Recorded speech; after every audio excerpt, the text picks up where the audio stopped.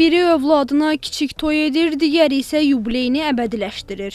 Hətta nişan, xınayaxtı kimi toy öncəsi mərasimləri təşkil edənlər də kifayət qədərdir. Üstəlik bir çox halda bu şənliklər adi toylardan fərqlənmirlər. Şadlıq evi seçilir, dəvətnamələr paylanılır, hətta formal olsa da bəy gəlin masaları qurulur. Bir sözlə, əslində 5-10 nəfərlik ailə məclisi toy qaydasında təşkil edilir. Paytaxt sakinləri deyirlər ki, kiçik şənliklərin belə təmtəraqlı təşkil olunmasının əsas səbəblərindən biri məclis sahibinin maddi gözləntiləridir. Ad günü də ailənin arasında elə də. Toydur ki, özlərini göstərirlər də, nə bilim mən. Dost, tanış, hamısı eləyirlər, çağırırlar. Hamı pul yığmaq üçün. Əvvəllər hamı evində eləyirdi qızım.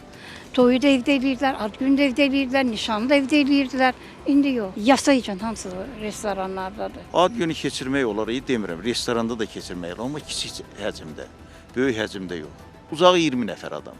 Amma da 150-500 adam yığmaq düzgün deyil. Biri eləyə bilir, biri eləyə bilmir.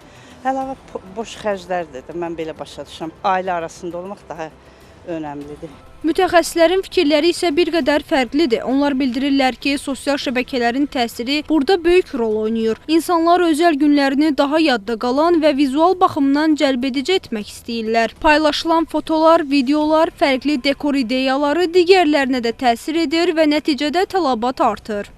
Sosiolog Yusif Nəbiyevin sözlərinə görə bəzi şəxslər emosional əhəmiyyət daşıyan günlərə daha çox vəsait ayırmağa meyillidirlər. Və istehlak cəmiyyətinin xarakteristikası odur ki, bu cəmiyyət əlində müəyyən bir alıcı güc, kapital yığılan kimi onu nəyəsə bir şeyə xərcləməyin tərəfdarı olur. İnsanlar hər şeyi zəruri ehtiyacları üçün yox, bəzən də status üçün xərcləyirlər. Özünü qismən ətrafındakı qohumlarına, yaxınlarına daha güclü, daha imkanlı göstərmək üçün baxın, mən ad günümü harada keçirtdim, mən kimi dəvət eləmişdim ora müğənni kimi, hansı dekorasiyanı istifadə eləmişdim, hansı restorandaydı. Bu kimi şeylərlə öyünmək üçün istifadə eləyir. Görünən odur ki, xeyir iş adətlərində keçmişlə bugün arasında ciddi fərqlər yaranır. Artıq bu tədbirlərin miqyası onun mahiyyətini kölgədə qoymağa başlayır. Bir vaxtlar ailə istiliyi ilə yadda qalan kiçik mərasimlər indi daha çox nümayiş və təqdimat xarakteri daşıyır. Mütəxəssislər hesab edir ki, əsas məsələ tədbirin harada və neçə nəfərlə keçirilməsi deyil, onun hansı niyyət və imkan çərçivəsində təşkil olunmasıdır. Çünki imkan xaricində atılan addımlar sonradan həm ev sahibinin, həm də dəvətlilərin ailə büdcəsinə mənfi təsirlər edir.